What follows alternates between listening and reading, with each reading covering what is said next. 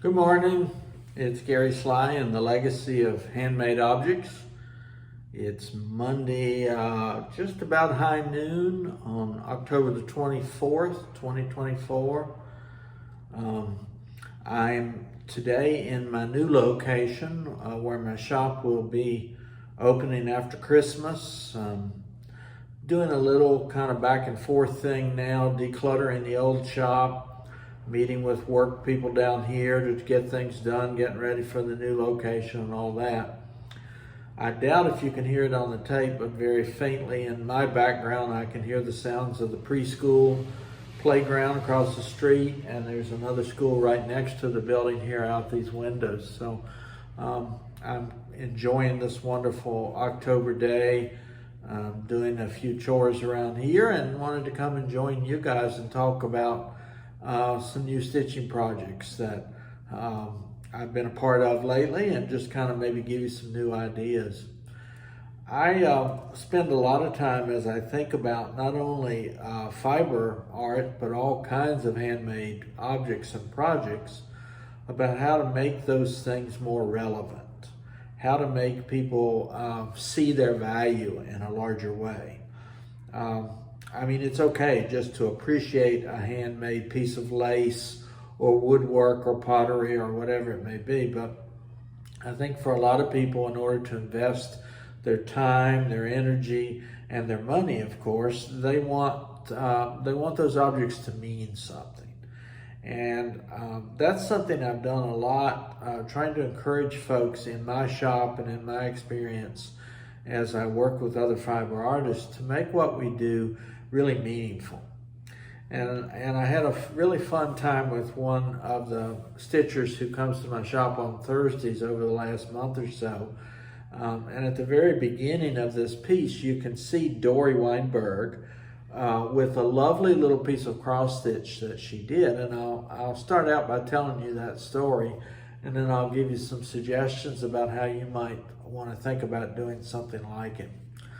Dory's granddaughter lives up in Western Massachusetts. They don't get to see each other very often. It's always hard for grandparents at a distance like that to establish good, firm connections.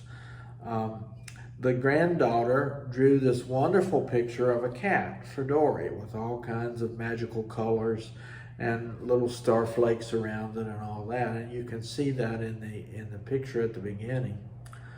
Dory, the granddaughter had it framed, and it was obviously very important to her, and it was something that she gave to Dory. So Dory started talking to me about, was there a way that she could cross stitch that pattern, make a pattern from that, or cross stitch it and give that back to her granddaughter. Can you imagine an 8-year-old getting a gift back of a piece of art, a replication of a piece of art that she had done? It validates her art, it makes her feel good about what she's doing, and it's just this wonderful connection between grandmother and granddaughter that is associated with art, both watercolors and with cross stitch. So Dory had this really cute design. It was basic, a lot of really wonderful colors. And I suggested that she start with an app that I use on my phone called Magic Needle.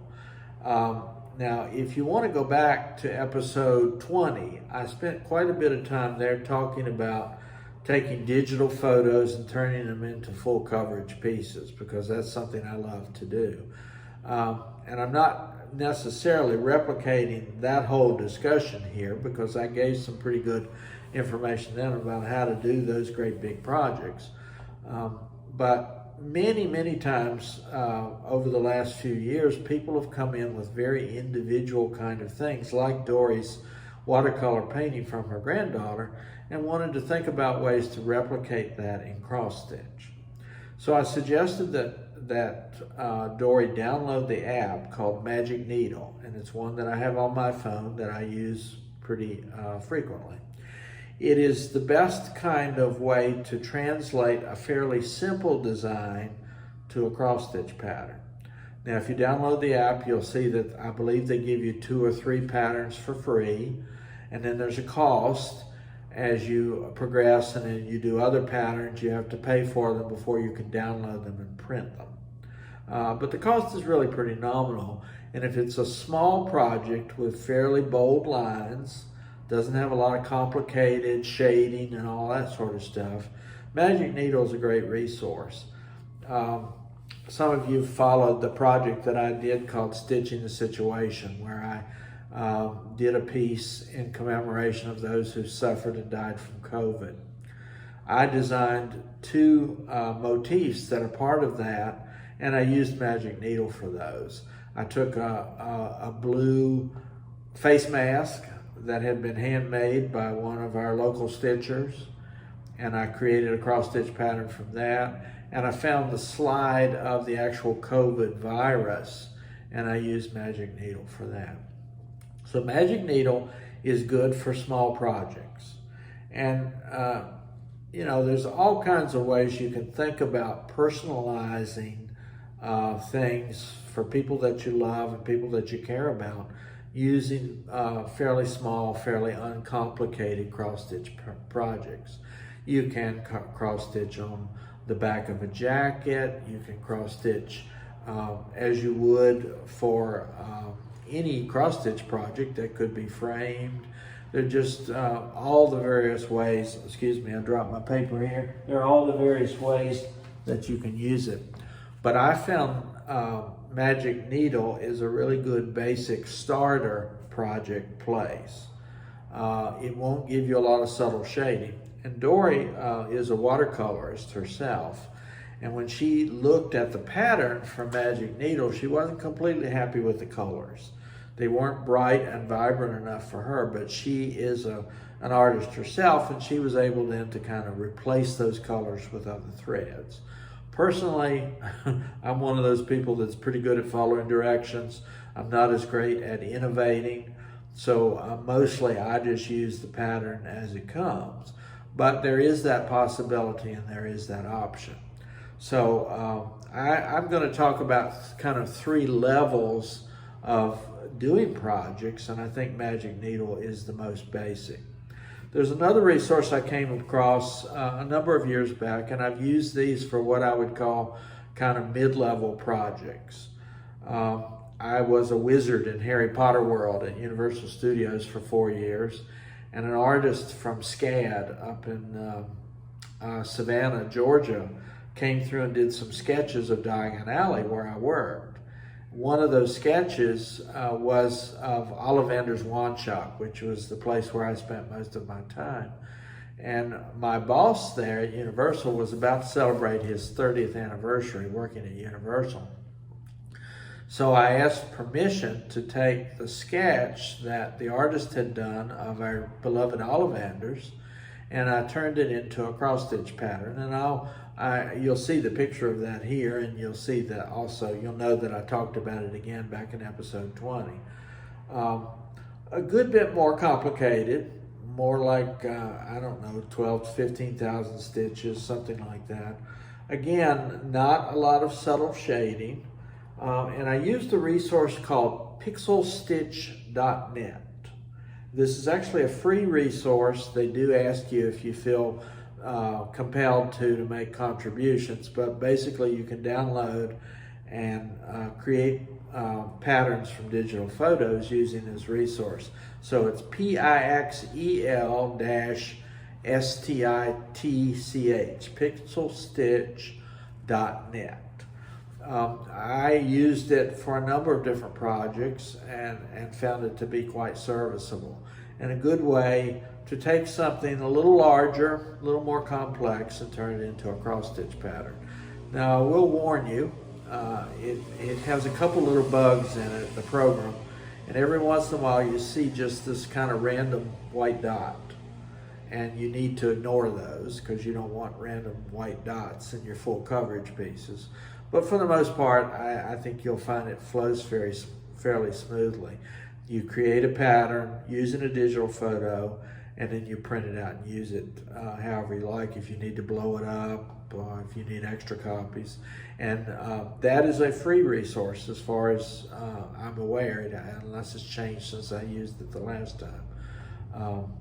and a good serviceable way to do this. The last resource, and the one that I've come back to over and over again, and really what created my love for full coverage pieces and this whole idea of personalizing our cross stitch, is a resource called picturecraftwork.com. It's been around a while because I started using it probably easily 15, 20 years ago. And I find now when you click on it on your computer, you get this big warning saying this website is not safe, it's not protected, this, that, and the other. I'm aware of security. I'm aware of the need for security online. But it's so wonderful. It's such a wonderful resource that I'm willing to take the risk. But I'm saying that to you because I mentioned it to a couple people and they were afraid to click onto it. Basically, you're going to upload a photograph from your resource, your phone or your computer, and so you are exposing that photo, and I guess all of your photos, I'm not sure, to this website. I think the main reason it's like that is because it's been there for a long time, and it's not something that anybody spends any resources to update in terms of security. So I like it, and I will continue to use it unless I have some problems. I've used it fairly recently, and I've never run into any issues with it, but I would tell you that. Now, picturecraftwork.com is where you get those wonderfully complex 40,000 stitch pieces that I've bragged about in the past and which I love so much. You can choose the number of colors. You can go up to 150 different shades. So you will often find yourself working on a project where you're switching threads almost every other X. But for me, and the kind of stitching that I like to do, that complexity is what really captures my attention. But what I'm really talking about today is this idea of taking something that's meaningful and turning it into a project that will then become a legacy. If we think about Dory's piece that she did for her granddaughter, the watercolor is Dory's legacy, but as a grandmother, you know, time will pass and Dory won't be around any longer. The granddaughter presumably will outlive her maybe by many, many years. And she might get that watercolor piece back and she might display it right alongside the cross stitch. But think about the story that that cross stitch will give. And I find when we're trying to gift handmade objects, if we tell the story that goes with them, they're much more likely to be appreciated. I did a stocking for a grandniece one time, and the mom had never done any sort of handwork. She was appreciative of it, but she kind of folded it up and put it away. Later, in a quiet moment, I sat with her and I talked about all the hours that it took to create it. It was a Christmas stocking. I talked about all the hours that it had taken to create it, about how when I was stitching it, I was thinking about my great niece and that it was kind of imbued with the thoughtfulness that I wanted her to have, and that it was intended to be something that she would have for the rest of her life. That mother very quickly took it out of her purse or wherever she had folded it up, spread it out, and you know, they're always, every year at the holidays, they mention that they love taking out those legacy pieces. So that's what I'm encouraging you to think about. And because of the beauty of digital photographs now and the options that opens up for us, we can really personalize almost anything that we do. You know, you take a normal cross-stitch piece designed by someone else. If you wanted to personalize it with a signature and a date, you've given that piece provenance, you've made sure that anybody who ever sees it in the future knows who did it and when it was created. Even that little touch adds meaning to the recipient. You know, when we're gone and when our ancestors come through and rake around through all that we have collected in our lives, they're not going to keep very much of it. Very little of it is going to have any meaning to them. But if there's a story or a signature or a date or something that ties them to somebody that they know, then it becomes a legacy. So, you know, the possibilities really are endless, and I can't figure this out for you. I know one of my friends took my idea of picturecraftwork.com, took a photograph of her daughter, not her daughter, her granddaughter, who's an avid swimmer, and she cross-stitched that photo for her granddaughter. You know, all of my kids have the full coverage pieces that I like to do, which I gifted to each of them when they graduated from college. But they don't have to be grand, they don't have to be big, they can be very small, very simple designs like the ones that you saw there that Dory had. One of the things I cherish when we moved to Florida 25 years ago is I had from preschool, from each of my children, a very colorful print that they had done in preschool, just watercolors or whatever the medium might have been at the time. Each one of those three is framed, and it was kind of a legacy of our trip from Virginia to Florida, which is a great memory that I love to look at today. Anything like that could also be turned into a cross-stitch project. You know, I love you, Grandma, scribbled on a pad, can be recreated. The stories of our youth and our childhood that we want somebody else to remember. Memories of our parents and grandparents. I found some poems a while back about a grandmother and a grandfather, and when I stitched those poems, I put photos of my children and my parents in each one. So in my mother's, the poem is about being a grandmother, and there's a picture of my three children and their grandmother framed with that photo. Again, it becomes a legacy. It's not just another piece of cross stitch that's laying around somewhere that somebody has to figure out what to do with when time passes. So, and I'm not sure that, you know, this discussion is, well, I'm sure that it's not limited to fiber arts. Same thing goes with pottery or woodcraft or metalwork, or a real good example of that is in cooking and culinary art. There's a reason why that's called culinary art, and passing along those skills becomes a legacy that if we love to do, we can then gift and give to the generations that come after us. You know, here I am sitting in a house that was built in 1900, and I'm about to fill it with handmade objects and the tools that people need to go and make new handmade objects and legacies for others. And so I just wanted to kind of stir up the creative energies in my viewers this week and have you start to think about some ways that you could do very unique gifts and presents for those around you. If you have some that you've already done that you haven't shared with me, I'd love to see them. I'll be happy to put them in a future episode and brag on some of the stuff that you do. If you follow any of my other social media, you know I love to brag on what everybody around me is doing. And, you know, show off what I'm working on at the same time, but that kind of goes with the territory. So give some thought to that. If you have some wonderful ideas that you've used, I'd love to share those and pass those along to our viewers as well. Anyhow, I guess that's all that I can muster up today. It's time for me to get back and do a few more chores. Early voting begins here in Florida today, so I'm going to go exercise my right to choose the future of the nation. And along with that, I've got all kinds of errands and things to do. And I hope you have a pleasant day. This is Gary Sly, and this is the Legacy of Handmade Objects.